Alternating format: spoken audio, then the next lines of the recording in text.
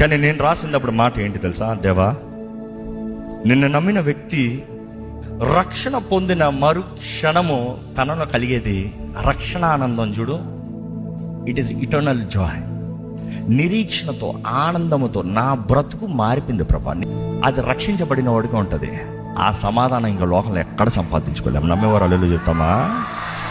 ఆయన వాయిస్తూ ఉంటే హృదయంలో మాటలు వస్తున్నాయి.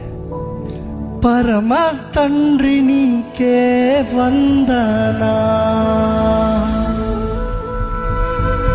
యేసునాథ నీకే వందనా, పవిత్రాత్మ నీకే వందనా,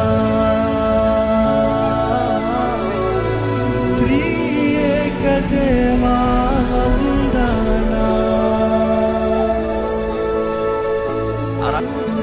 నీ